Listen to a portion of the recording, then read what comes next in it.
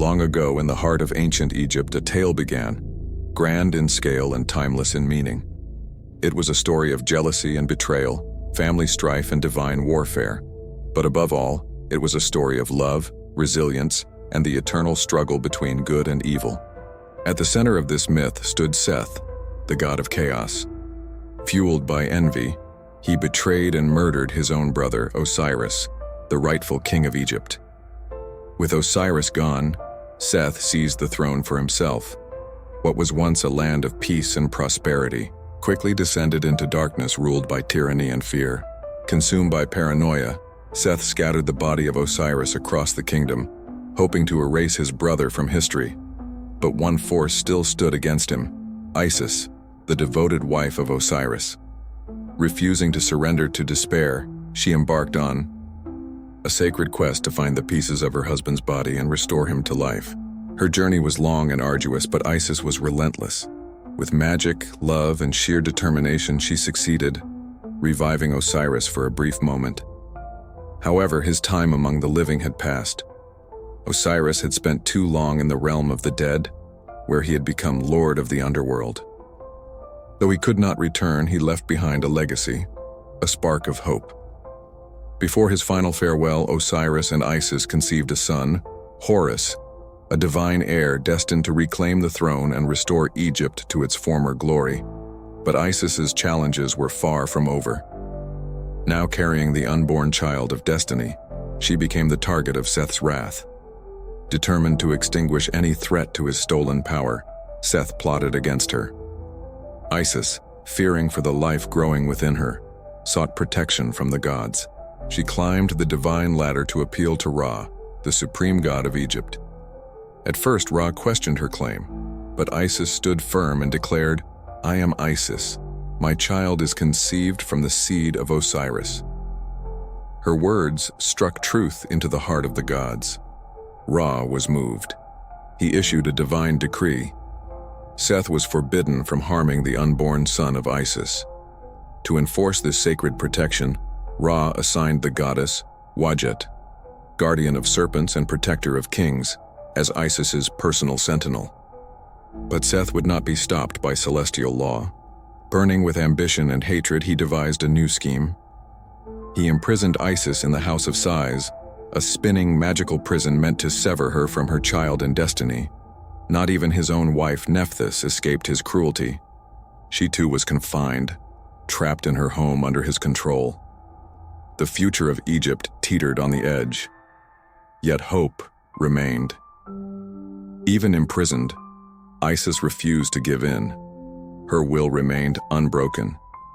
And then, in a courageous act of rebellion, Nephthys broke free and reached out to Isis. Together they shattered the prison of Sais, defying Seth's twisted plans. With her freedom restored, Isis stood at a crossroads, her only goal, to protect the future king within her. Cradling her unborn son, she set off on a final quest to find a sanctuary safe from Seth's reach. Her journey led her to the floating island of Pi, a sacred refuge hidden in the Nile, watched over by Wadjet herself.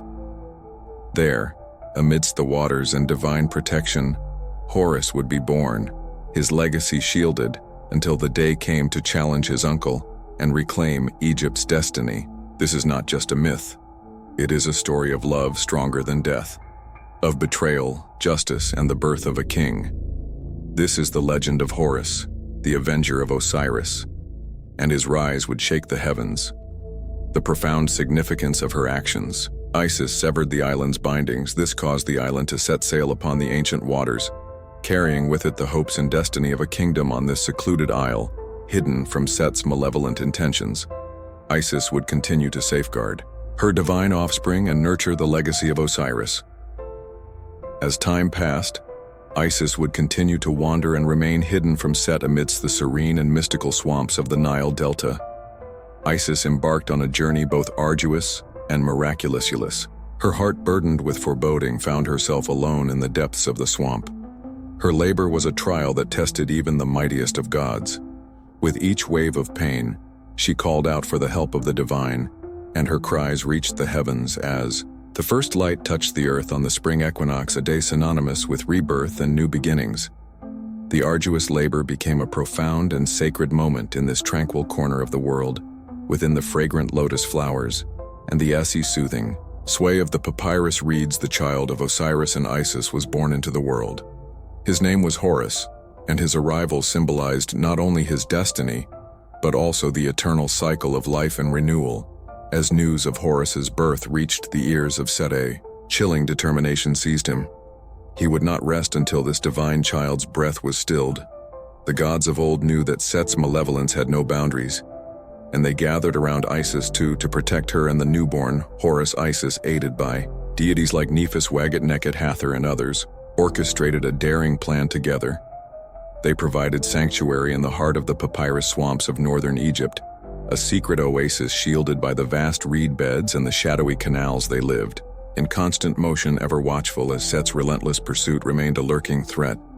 Isis was fully aware of the impending danger to secure sustenance for her precious son. She ventured out into the inky depths of the night, but she was never alone. A cadre of 7 loyal scorpions, a divine gift from Selit, the goddess of healing, stood guard with their protective presence. Isis ensured that Horus remained untouched by the vengeful hand of Set.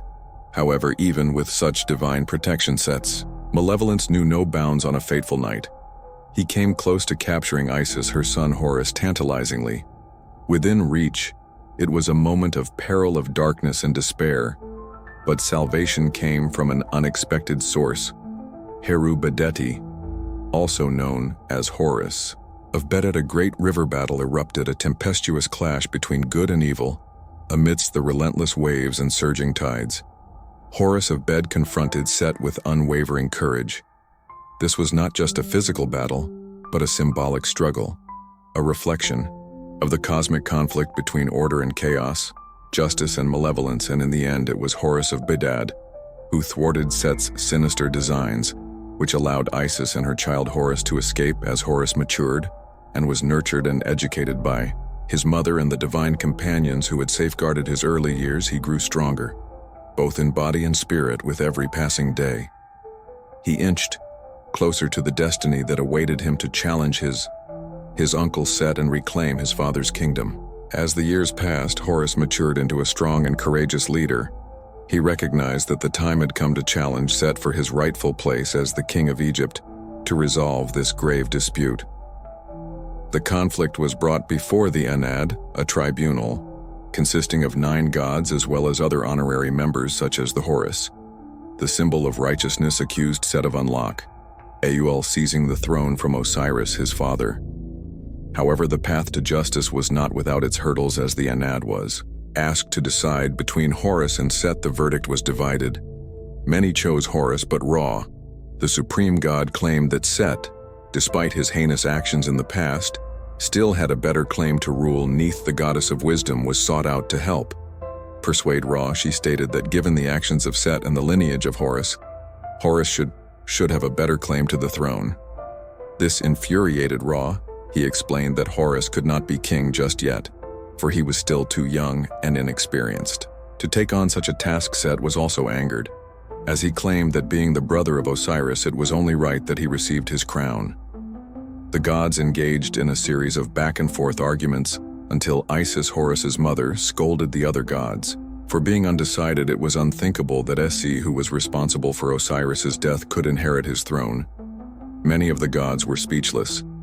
This certainly was a compelling argument, but Ra was not prepared to concede. Just yet, RW stated that Isis's opinion was not impartial, and that if they were to have a fair trial, it had to be held on an island in the middle of the Nile, so that the jury could decide without outside pressure. The fate of Egypt hung in the balance, as both Horus and Set fervently presented their cases. Set, despite his malevolence, was one of the 9 judges, further complicating the divine trial. The Enad was tasked with passing judgment and arranged a series of trials to determine the true heir to the Egyptian throne. These trials would determine whether Horus or Set would rightfully rule. The trials were both physical and symbolic in nature. Among these endless trials were the hippopotamus contest, the poisoned goblet, the boat contest, and the lettuce incident. The hippopotamus contest This unique trial emphasized the danger and chaos associated with the hippopotamus, one of the most feared animals in ancient Egypt, to settle the matter. The gods devised a unique trial. Both Horus and Set transformed themselves into hippopotamuses and engaged in a fierce and chaotic battle in the waters of the Nile. This battle was seen as a metaphorical representation of their ongoing struggle for supremacy during their battle. The other gods observed, overviewed the contest. To ensure a fair outcome, the gods had to intervene to prevent either deity from being killed or severely harmed in the form of a hippopotamus. Ultimately, the gods separated the combatants and declared the contest a draw. The decision was made by the god of wisdom and was aimed at restoring order and balance the boat contest. In this particular challenge, the divine duo decided to engage in a boat race. This wasn't just any boat race. However, it was a stone boat race. The other gods were perplexed by this contest. They had never seen a ship made of stone, nor did they believe that such a boat could even float on the waters. Set, renowned for his cunning and trickery, understood this as well. However, he counted on his immense physical strength and cleverness to win this race. Horus, in his wisdom, chose to make a boat out of wood instead of stone. Wood was a material known to naturally float, so it was the obvious choice. The boat was then covered in plaster to imitate the appearance of a stone ship. Upon seeing this, Set was enraged. As the race began, Set's stone boat predictably sank beneath the waters of the Nile, while Horus's ship began sailing smoothly. The other gods laughed at this sight. The enraged Set transformed himself into a hippopotamus and attacked Horus's boat, revealing its true nature. Horus, however, was no pushover. The two engaged in combat, but was eventually stopped by the other gods. The jury of the gods decided that this contest would also end in a draw since Horus cheated and Set was being a sore loser. The poisoned goblet, in his quest to undermine Horus, Set invited the gods to a banquet. During the banquet, Set offered Horus a goblet of beer that had been poisoned. Set's intention was to poison Horus, ensuring that he would not be able to challenge him for the throne of Egypt. However, Set overlooked one fact. It was Isis, Horus's mother. Isis was a powerful and resourceful goddess who was devoted to her son's success and well-being. Realizing the danger, Isis took swift action to protect Horus. She used her magical abilities to neutralize the poison, rendering the beer harmless. Horus, unaware of the poison goblet and the intervention of his mother, drank from it without suffering any harm. When Se discovered that his plan had failed, he accused Horus of using sorcery to thwart his deadly scheme. The gods, including Ra and Eth, intervened in the dispute, putting an end to yet another battle. The lettuce incident, perhaps the most infamous and comical incident, occurred at yet another feast. At this party, all the gods were invited, which created a minor problem. There were not enough rooms to host everyone, which resulted in multiple gods having to share tents as if to cause problems. Horus, Set, and some other gods were assigned to the same tent that night while everyone was asleep. Set took advantage of the situation. In an attempt to discredit Horus's claim to the throne, Set made his way to Horus's bedside and unloaded his seed onto Horus's body. However, Horus slept with one eye open. He was cautious when Set was around and caught the seed in one hand, not letting it touch his body. Horus informed his mother about this, and she quickly cut off his hand and threw it into the Nile. Using her magic, Isis was able to create a new hand for her son. In order to get revenge on Set, she proceeded to collect seed from her son. She then deposited the seed into Set's favorite vegetable, the lettuce. Later that day, after a delicious meal of fresh lettuce, Set stood up in the middle of the room where every god was gathered in celebration, and he claimed that he had an announcement to make.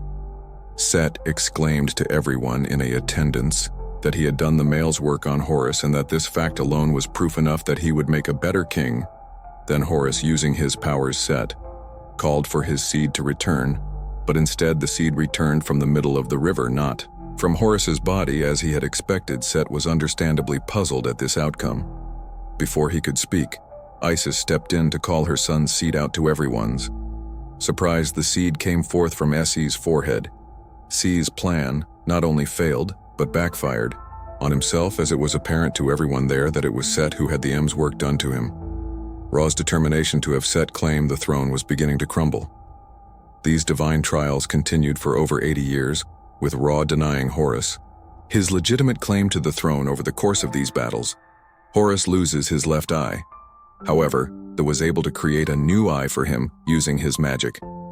The Eye of Horus would go on to become a symbol of health protection and healing. Set, however, did not leave these battles unscathed. In one battle, Set was castrated by Horus, severely injuring him. As the years continued to pass, the land of Egypt was suffering under Esi's rule, and Isis was desperate to do something to help her son and her people. She transformed herself into a beautiful young woman and sat down in front of Si's palace, where she began to cry.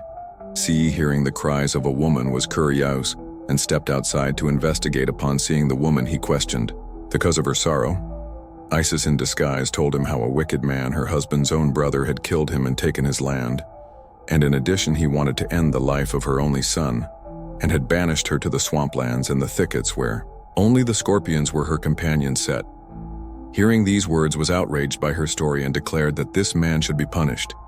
He swore that he himself would go find this man and cast him from the lands and restore the woman and her child to their rightful place. Isis smiled sinisterly and threw off her disguise, revealing her true identity. To Set and the other gods in attendance, Isis exclaimed that even Set has condemned himself by his own decree. This simple act changed the minds of the other gods, and they decided that it was time to put an end to these endless contests. They sought the wisdom of Osiris, the previous king and god of the underworld. Despite being in the land of the dead, the gods were able to make contact with him. They questioned who was the rightful heir to the throne. Osiris told them that Horus is the rightful heir, for he was his son, and that succession on the throne should not be through murder and violence. A moment of silence fell upon the tribunal. Ra and the other gods all agreed that since this was the wish of the prior king, and since Se had condemned his own actions, he was not fit to be king. It was then unanimously decided that Horus was the rightful heir. Set, consumed by anger and pride, could not accept the god's decision. He challenged Horus once more, and the battlefield bore witness to their fierce clash. In the midst of swirling chaos and fury, it seemed as though Set's rage might finally lead him to victory. Yet Horus possessed a swiftness of both body and mind that surprised even the gods. In the pivotal moment of the climactic battle, Horus struck with unwavering determination, and Set, the harbinger of chaos, was defeated at last. Set and his followers, who had once thrived under his rule, now faced exile. They were banished to the desert lands beyond Egypt's borders. It was a stark reminder of their treacherous deeds, where they were left to ponder the consequences of their actions. With Set vanquished, Horus, the rightful heir, assumed the throne of his father. Guided by the wisdom of his mother Isis, he became known as Horus, Horus Uniter. Of the two lands, Horus went on to marry the goddess Hathor, a well-respected deity in her own right. He also fathers many children, most notably Ehi, the god of music, and the four sons of Horus, Imidhe, Damu, and Kabizanov, who were the protectors of the deceased and played a crucial role in the Ferrari sphere. Horus embarked on a noble mission to restore the balance and harmony that had been disrupted by Set's chaos. From that moment forward, the rulers of Egypt from the first dynastic period and beyond chose to align themselves with the legacy of Horus. They adopted a Horus name at their coronation, signifying their commitment to maintaining order in the land, just as Osiris had been the first to establish this order. It was Horus who would ensure its enduring presence. The kings of Egypt would identify with Horus in life and with Osiris in death, creating a timeless legacy of rebirth and unity. And so the tale of Osiris, Isis, Set, and Horus continued to echo through the corridors of history, a testament to the enduring power of love, sacrifice, and the unyielding spirit of renewal in the sands of ancient Egypt.